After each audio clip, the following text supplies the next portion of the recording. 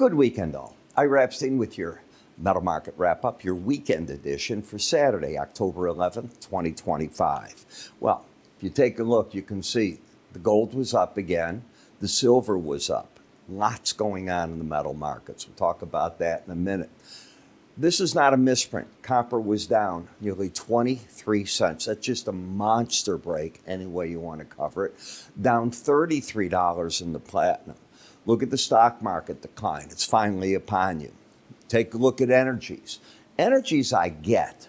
And that's because one of the things that we did is with the truce that is still holding between Israel and Hamas, you've taken out an element there that was always a bid for the energies, because you could have a flare-up at any time that impacts. You remember the talk where the Houthis going to hit Saudi Arabian oil, blah, blah. Well, with these countries now getting along in Yemen, why would they be attacking the shipping?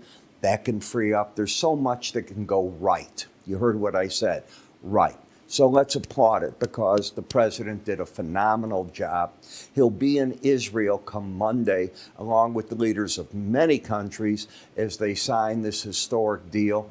I have my fingers crossed for the people of Palestine, for Israel.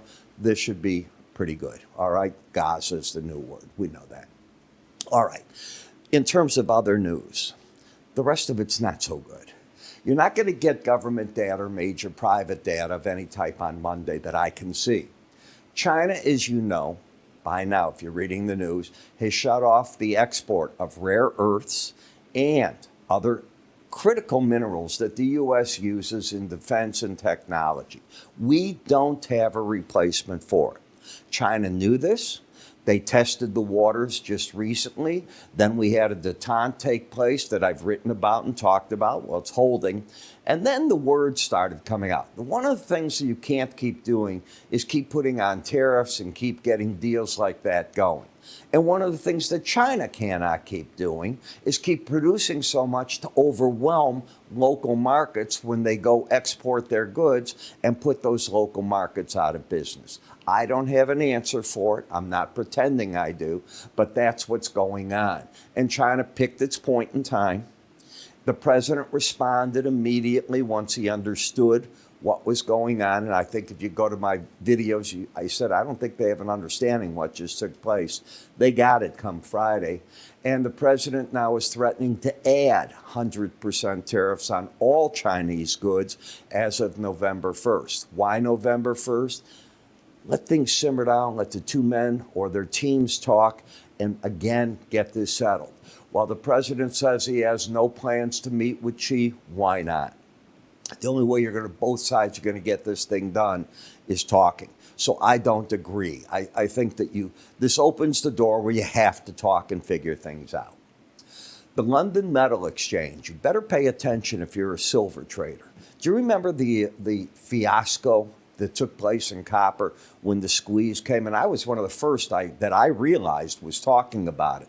Well, it's going on in silver right here, right now. Silver crossed $50 in London the first time ever.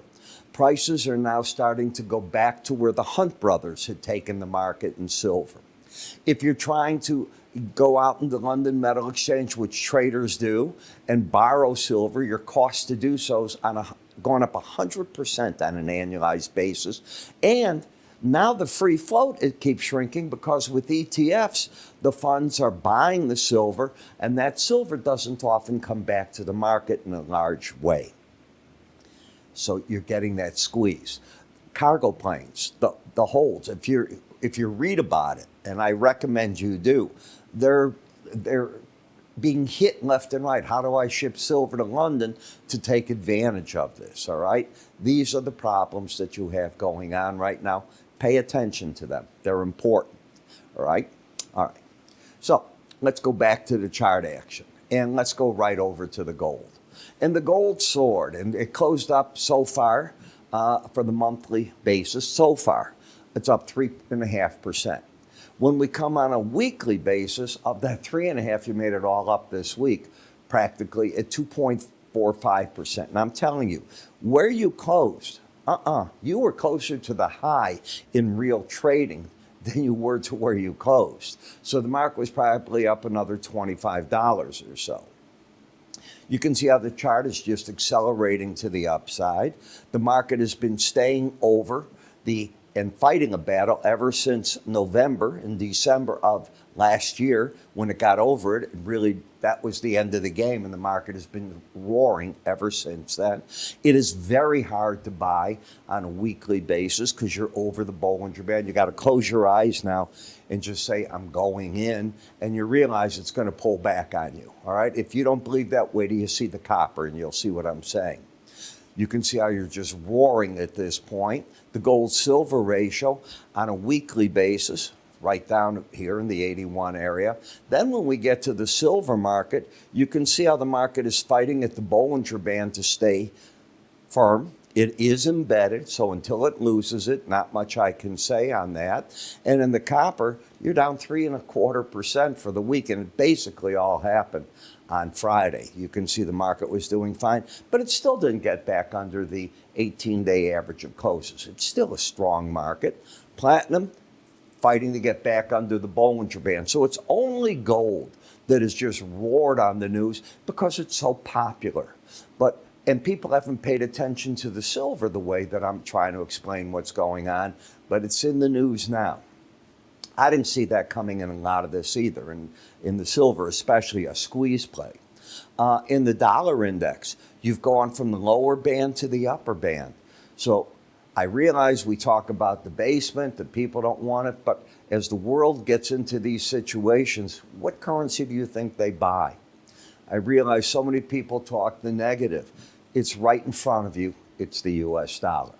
Now, I cover this and a heck of a lot more in my newsletter, and especially this week, you want to get it. So if you want to get on it, it's really simple. Just go to our website at iraepstein.com, research. You can move your cursor to the top here. There'll be an icon. It'll be probably right up there if you're watching me on YouTube, and take it from that part of it. If you're on our website main page, you'll see the icons that I put on there. In the meantime, I'm Ira. You have yourselves a great weekend. I'm telling you right now, buckle up for Sunday night trade. It's going to be wild. Take care.